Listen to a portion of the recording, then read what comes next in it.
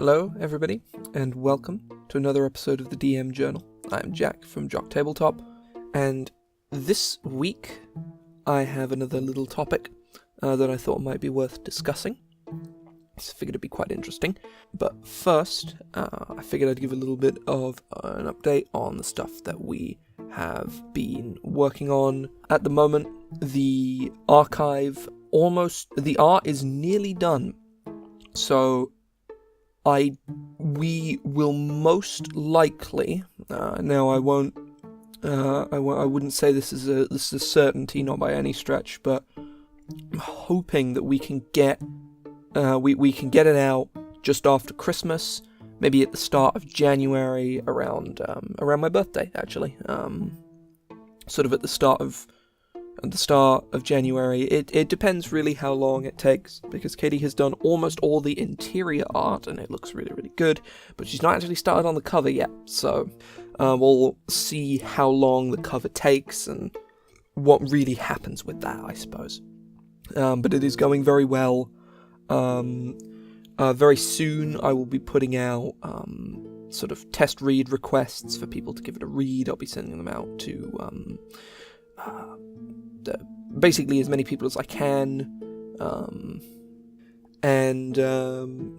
that's the archive is going quite well. As with the adventure at the moment, things are going reasonably well. Pace has slowed down a lot, mostly due to schoolwork at the moment. It's piling up at the moment, but I finish by the time this goes up, I will either be done or I will be very almost done. It depends how much of my work I get done this week alongside editing this video. Hopefully I'll be finished mostly by this weekend, and I'll not have to go in at all next week, and I'll get a 3-week Christmas holiday, which is great. Which means I get to start on something else I'm working on. I think I mentioned this on Charisma Check, actually, that I have, I think 20 extra classes in my home game. And one of them I was very dissatisfied with. Like, a lot of them come from Reddit, and like stuff I find that I really, really like. For example, the Odic, which again we talked about on Charisma Check. The guys at Outlandish Adventure make some really great stuff. Quite a few of their bits and pieces have gone on, including the Yojimbo and the Odic, and there's a whole bunch of others as well from all kinds of creators, mostly stuff from r/unearthed.arcana. But there's a class on there that I added probably about a year ago, maybe 2, that I just wasn't really happy with, and I figured I wanted to use the concept I had for it and build it up from the ground up. I have some of it at the moment.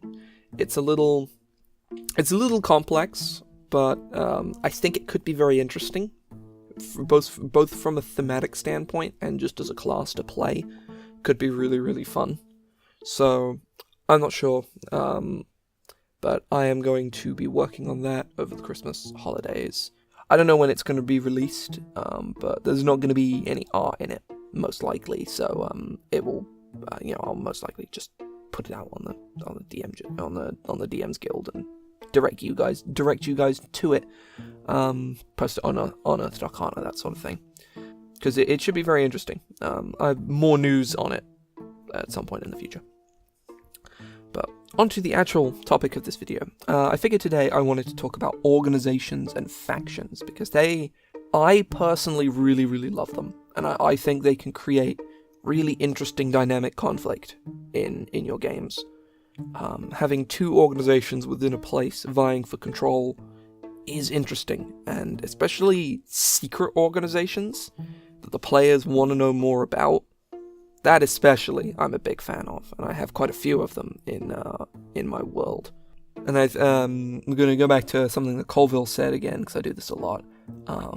Every story needs a central tension, or just tension in general. And I think organizations and factions are an amazing way of doing that. You can have, a thieves guild against a mercenary company, or that same thieves guild against a merchant guild. They're doing sort of shady, underhanded stuff to each other behind the back of the law. That kind of dynamic is really interesting, and your players will either engage with it or want to engage with it. Because the more you put it sort of at the front as long as it doesn't overshadow what the players are doing, as long as it's sort of like an interesting, like, oh, this is happening no matter what we do. Like, if we leave town for 2 weeks and we come back and the situation has changed, things are different, stuff has happened, and we weren't here when it happened. Maybe if we were here, maybe we would have experienced that. That kind of thought process keeps players engaged in the world and makes them want to learn more about it and what's in it. So I figured I'd take you a little bit through a couple of the organizations I've written up for my world. 2 that the player characters have yet to engage with yet because they're operating in places that the players have not been to. So I can tell you guys about them, and none of them will watch this, so that's fine. But yeah, I will just get a little screen cap. I have 2 organizations, the Eyes of Sundown and Yusuro Black. They are a mercenary company and a mafia/thieves guild, respectively, and both have very different leadership and approaches to how they're run. So, as we have a look at the Eyes of Sundown, I see here I have a little bit of information on them as a whole, and then some sort of subtext information as well. So it's 3 paragraphs about their background and what they're about and how they're formed and how they work, and then information underneath about how they're a mercenary company, where their base of operations is. Their symbol.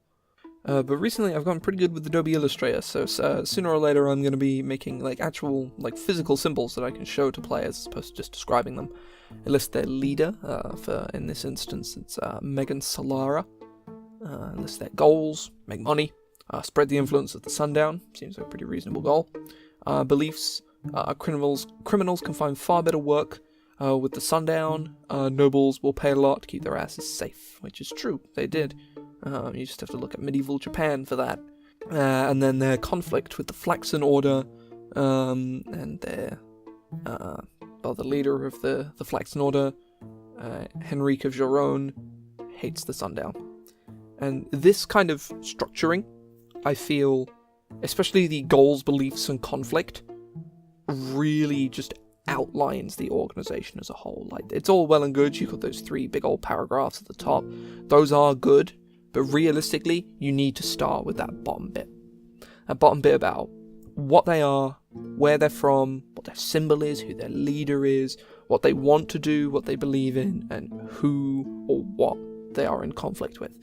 That really defines what a faction is all about. You can deal with sort of the tenets and the sort of their tenets, their ranking structure, and the intricacies of their heraldry at a later date. To start with, this sort of block of information here is the most important part. The rest of it is great, and being able to reference that is super cool, but ultimately this bit is what you want to start with. So, if I move over to the Yusuro Black, the Yusuro Black lists them as shady but honourable. But yet they're a crime syndicate. Their base of operations is in Basilia, in Esmia. Their symbol is a circle of outward-facing knives with a silver coin, and their leader is the Vasco. Their goals is to gain wealth, avoid the law. Beliefs, money is easier to make if you know how and are willing to do it. And the rich are easy to extort. They have conflicts with the mosaic masks. The black help the Golden Guard too much, that makes them targets of the mosaics. So the Yusuro Black, whilst being a crime syndicate, have heavy ties with law enforcement. As basically the country sees them as a lesser evil than basically any other threat in the country, and they know that they can't stamp out the black market, so they may as well have the black market as an ally as opposed to as an enemy, and that, I feel, makes their dynamic very, very interesting. But yeah, again, the text at the top is even shorter this time. But then again, sort of the same general information at the bottom that really helps you outline your organization. And these kind of factions and their conflicts with each other can really help define your game. I'd say it's definitely worth you looking into. But that is it for this episode of the DM Journal. I hope you've enjoyed this. If you did, there's some buttons you can press underneath this video. There's like 3. There's 3 you can press. And then a few more if you really did like it. There's like a share, I guess. Do people do that? I don't know. Do people do that? I don't know. It doesn't really matter. If you enjoyed this, you can press some of the buttons down there if you like. If not, I don't hold it against you. It's fine. I hope you enjoyed this. I'll see you in a couple of weeks.